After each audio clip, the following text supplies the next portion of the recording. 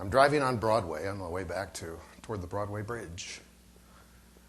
And traffic was sort of backed up because one of the lanes was closed. And traffic was creeping along, and traffic is creeping along, and there's somebody at that gas station right over there trying to get in, and nobody was letting them in. And you could see the frustration in his eyes because everybody was frustrated with the traffic. And I'm creeping along and creeping along. And then it was my turn. And he looks at me, and I look at him, and it was a defining moment. How many of you in this room would have let him in? Well, I let him in. And the guy behind me hits his horn. Now, if I were in the passenger seat of your car and I asked you, why did you let that person in? You would tell me because you... This is interactive, jump in. Because I wanted to be nice, because I've been there before, which would make you empathetic or make you compassionate, because I'm caring, because I'm sympathetic. In other words, we have this big, long list of values that drive our very behaviors. In fact, if you think about the people that you like and you respect in this world, you like them because they demonstrate behaviors consistent with a set of core values that you like and respect. And what would be the single most important value? Honesty. What else? Integrity. I love integrity because it's something everybody appreciates and nobody knows what it is. Compassionate, doing the right thing. Authenticity. Fairness. Sorry? I can't see you, so I need to be able to hear you. Contribution, sure. Trustworthy. I could do all 20 minutes just doing this. This is terrific. Because we like and respect people who demonstrate behaviors consistent with these values. But then there are the people we don't like and we don't respect. Because they demonstrate behaviors consistent with an opposite set of values. So think of somebody you really can't stand.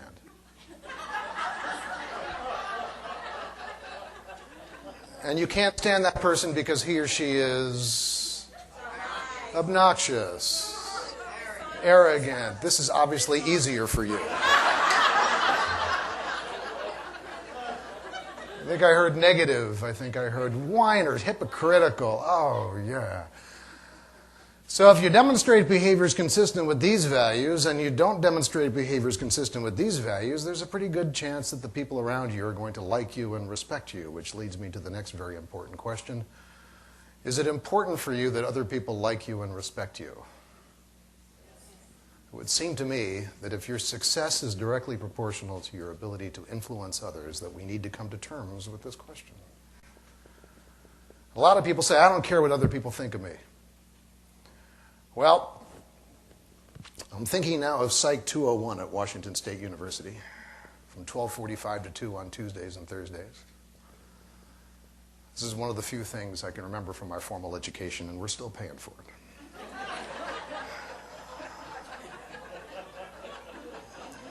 You sit in the back of that room, remember that, and you think you can sleep and the professor can't see you, and now I know the professor can see you. Finally learned this. Think of the work of Abraham Maslow, who talked about the hierarchy of human needs, what drives us. See, humans have this operating system. It's written in BASIC. And the first line of code says, if no air, get air.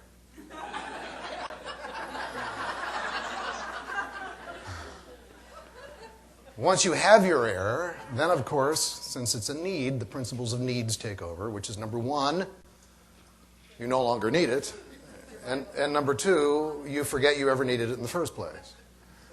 But air is a very important human need. It's the fundamental human need. In fact, you talk about those qualities, honesty, caring, compassion. Well, if somebody's holding your head underwater in a swimming pool where you can't get air, I'm willing to bet you demonstrate some behaviors consistent with these values because we violated your first line of code. If no air, get air.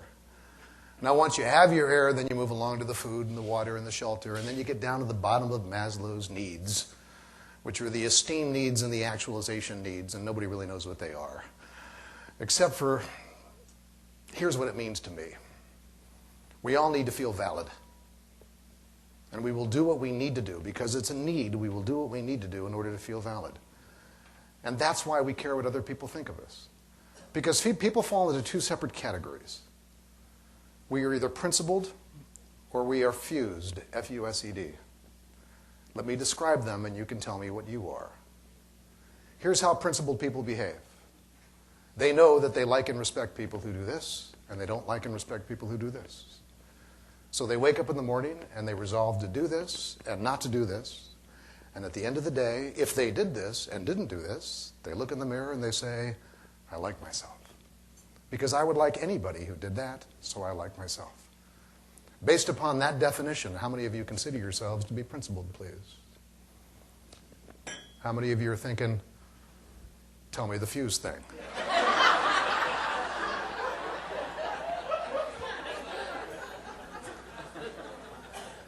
Well, fused people are just like principled people, except for one minor difference. Because with principled people, it's important for me that I be honest. For a fused person, it's important for me that you see me as honest. A principled person is just honest. A fused person needs to be seen as honest.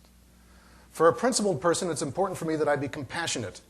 For a fused person, it's important for me that you see me as compassionate. For a principled person, it's important for me that I not lie. For a fused person, it's important for me that you not see me as a liar. You see, what happens is, if you're a principled person, you do what's important to you because it's consistent with your values. Now, how many of you are thinking to yourselves, if only there were a test on this? I have one. So you're sitting in that long line of traffic on Broadway, and there's somebody who wants to pull in, and you decide to demonstrate behaviors consistent with your values by letting that person in. Why? Because I'm principled. And then that person pulls in and doesn't wave to you.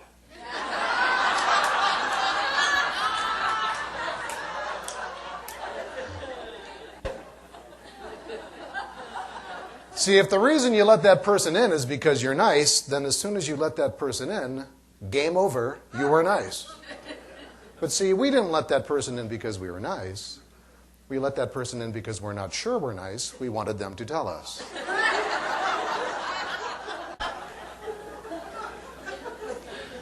Example 2. You're walking into a public building, say a courthouse, and there's somebody who's 15 feet behind you. This is important because we know 12 feet is the statutory maximum for holding doors.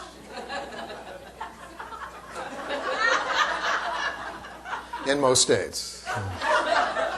In California, it's 6. But you decide to be extra nice. So you hold the door, and that person walks in and makes no eye contact with you, as if it's your job. I'm sorry, am I not wearing the uniform today? Do you have any luggage that I can carry in for you? Or my favorite example, and how many times have we heard this? I got this guy at work, I say good morning to him, and he never says good morning back. What do I do? And of course the question is, why did you say good morning in the first place? And they'll say to be nice. So you were nice.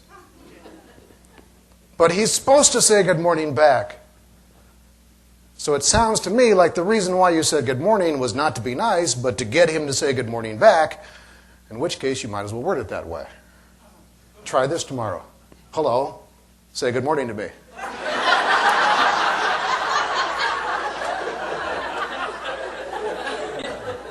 So, but if I do that, I won't know if he meant it. So it sounds like to me, the reason we say good morning to him is to find out if he means it. In other words, we say good morning not because we're principled, but because we're fused. And what a lot of people say is, well, I've solved that problem. I've stopped saying good morning to him. So now you're not nice. They'll say, but he started it. So now you're vindictive. You see, principled people demonstrate behaviors consistent with their values because their values are important to them. Fused people demonstrate behaviors consistent with their values because they want to be validated. And here's the secret. We all think we're principled, but we're all fused. I remember doing a seminar a long time ago for a municipality. I don't want to tell you which one, but it's between Portland and Hillsborough.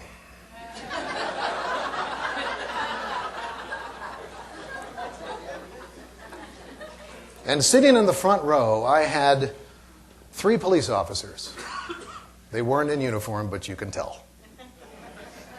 I said, "You guys are cops, aren't you?" And they said, "How'd you know?" I said, "Don't go undercover." Now, I like cops because I like anybody who does something that's important that I won't do. And I appreciate what they do, but these 3 I didn't appreciate. Because I figured out really early that these 3 didn't want to be there. These 3 were sent there by their chief. And what they said was, "I'll show you, I won't pay attention." So through the entire seminar, they sat there and they stared at that wall and they had their arms folded and they never opened their book. "I'll show you, I won't learn." That's where Dr. Phil would say, "How's that working for you?"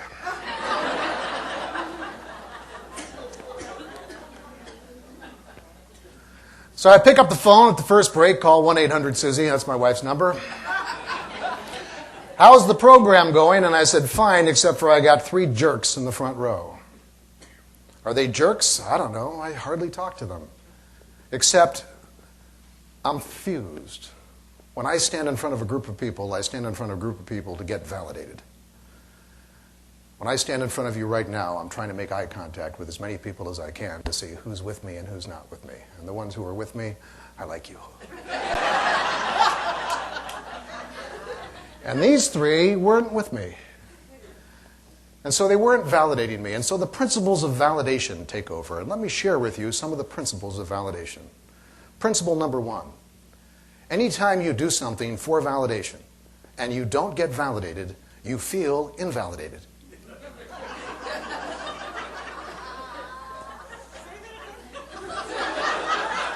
Never ask me to say something again. Anytime you do something for validation and you don't get validated, you feel invalidated. When you let that person in and that person didn't wave to you, keep in mind that person did nothing. But you feel insulted. Why? Because you did it for validation and you got nothing, so you felt invalidated. So when I stand in front of a group of people and I want validation and I don't get validation, I feel invalidated. And then the second principle takes over. What's the second principle? Anytime we feel invalidated, the easiest way to cope with it is to invalidate the invalidator. Because if we invalidate the invalidator, their invalidation is invalid.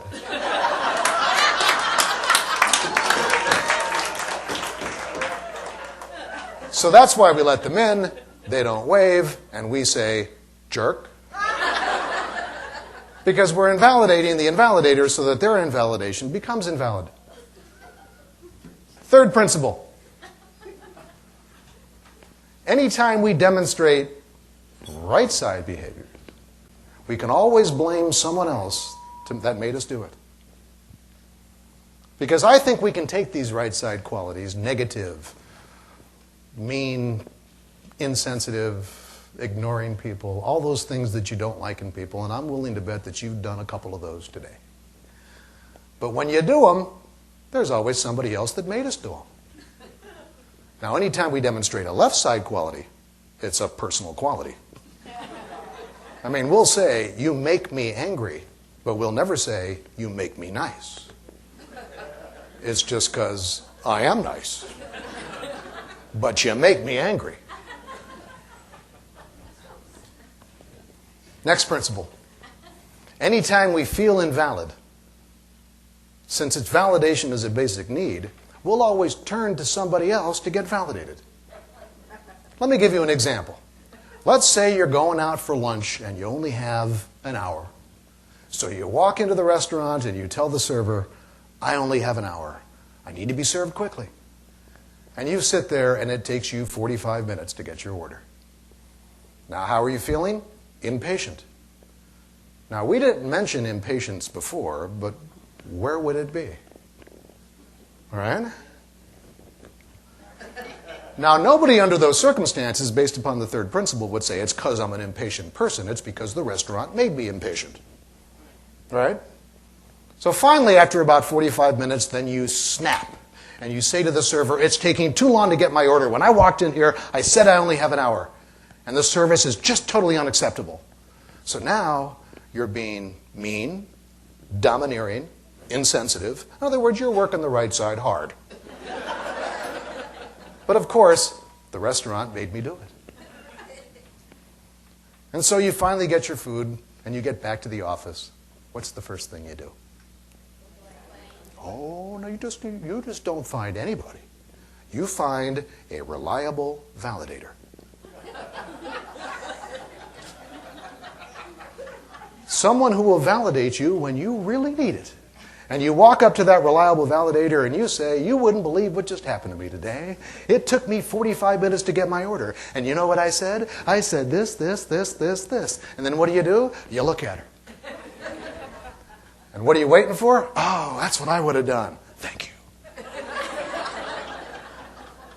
You're not sharing a story. What you're actually saying was, I feel invalid. Would you validate me? And no offense, you're not good enough. Then you walk up to somebody else. And you share the same story to that person. And then you share the same story to a third person. Now, here's a day in which you claim to be busy. But you somehow manage to find the time to seek out all reliable validators. And by the way, whatever happens if somebody says to you, why didn't you just call the office and tell them you'd be late? See, I came to you for validation, and I got invalidation, so therefore, you've invalidated me. So what do I think? Jerk. And that's where you turn to that person and you say, thanks for the tip. I appreciate the advice. It's important to recognize how much we all need validation. And I'm thinking to myself, the very first seminar I did a long time ago, one of those national seminar companies called me up and they said, we got a sick speaker. Would you go out there and present? And I said, sure, baby. I'm there. And so they caught a flight down and I'm going in there. And I expected this seminar to have like 25 people. And I had an auditorium of 500 people. And I was one terrified puppy. So I'm standing up here giving this seminar, and I had never given a seminar before. And we take our break about an hour and 15 minutes into the program. And somebody walks up while I'm messing with my overhead projector and taps me on the shoulder and says, excuse me, David, I hate to bother you during your break, but you're terrific. This is a great seminar. And then he walked away, and I didn't even get his name. But I thought to myself, I like him.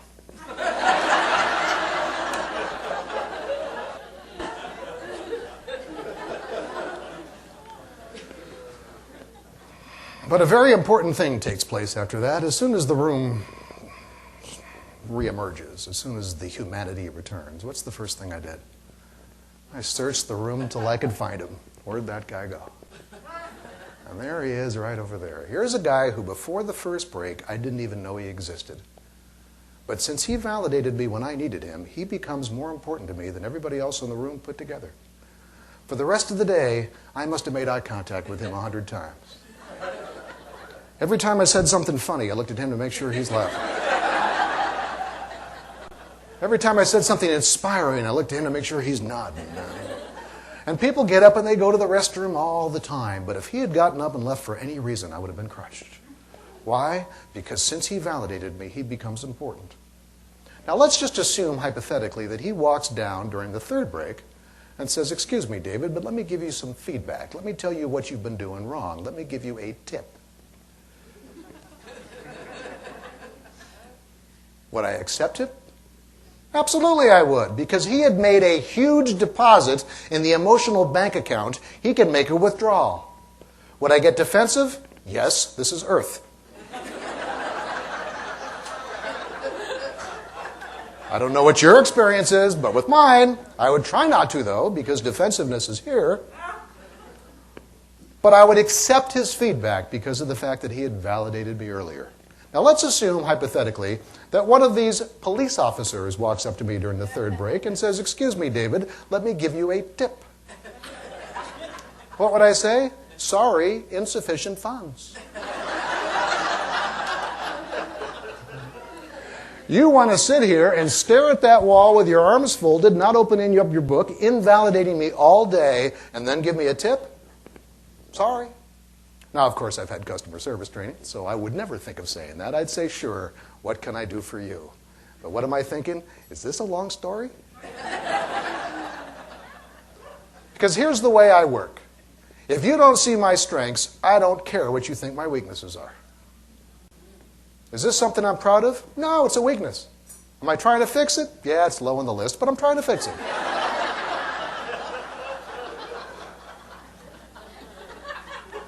We know from research, which, by the way, is a credible way to start any sentence. We know from research that employees will complain about salary till the cows come home, wherever they went.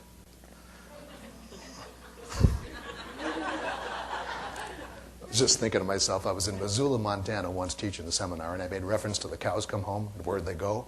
And some guy in the back of the room says, obviously he's never had to go get them.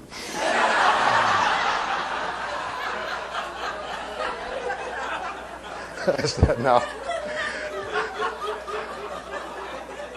I grew up in Chicago, so I think I was 18 before I saw my first entire cow.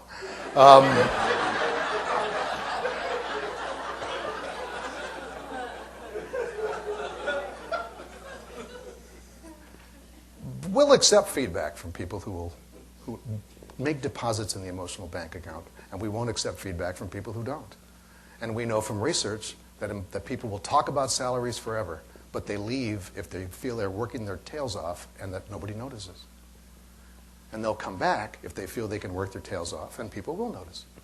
Now, if your employees are principled, they'll work hard because it's important to them.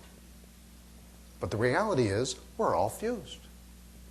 So the moral of the story is this. Number one, the more principled we can be, the less dependent we are upon others to feel good about who we are. Number two, the people around you need you for validation. Keep track of how much you validate the people around you. Why? Because they do. How can you become principled? Take the time to come up with a set of principles that are really important to you. Things that you will do no matter what anybody does to you, and things that you won't do that no matter what anybody else will do to you. Our business principles: we work hard, set goals, constantly educate ourselves, communicate positively, change, and have fun. If we do that, the rest will follow. We don't worry about whether it works, we worry about if we do it. But the personal principles are the ones that are particularly challenging.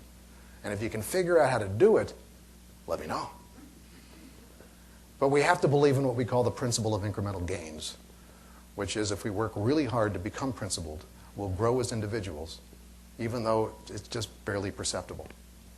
But if we give up because of the fact that it is barely perceptible, then we're going to get an outcome that is predictable. And the outcome is we become fused and we become dependent. Thank you very much.